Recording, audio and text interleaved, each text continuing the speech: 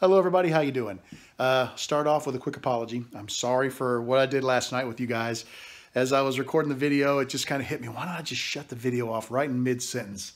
So I thought I'd have a little fun, and most of you guys took it for what it was, good, clean fun. But I am back in the shop today. My buddy and I, after work, ran over and picked this item up that I bought and threw it in the back of his truck and brought it home. And now I would officially like to show you what it is that I bought. It is this lovely chest of drawers. Take a look at that. Isn't that nice?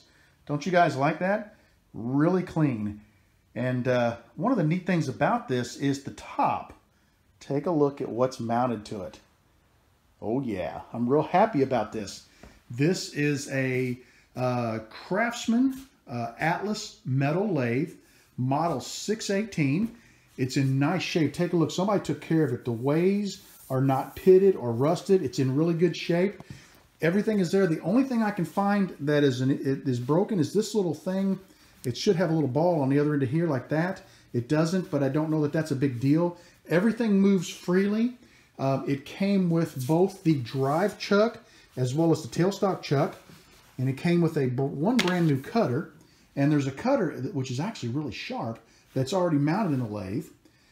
It is a number 2 Morse taper, and I have a chuck, a 4-jaw chuck that is for metal lathes, actually that I bought a long time ago before I knew the difference between wood chucks and metal chucks, that will fit on this. So that's awesome. I've actually got a chuck for it as well.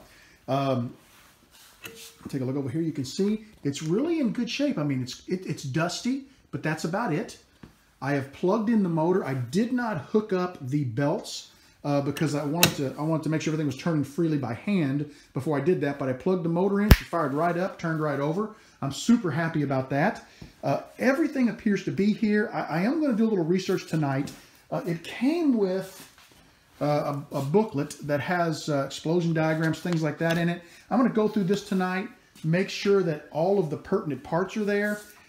Before I use it, my plan is I'm not going to refurb it, but I would like to take, especially parts like this, I would like to take them apart, thoroughly clean them, and lube them.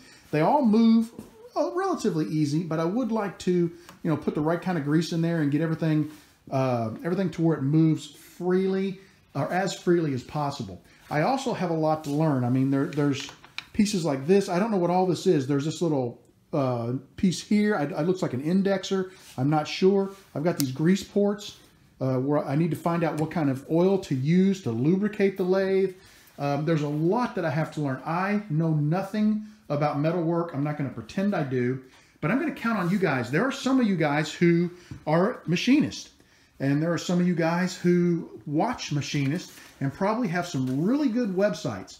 I need a website for the most basic learning possible. I'm starting from ground zero. I know nothing, and I want to learn and build my skill set. My hope is to possibly make some trim rings or some cap rings for my pins, maybe a nib or two.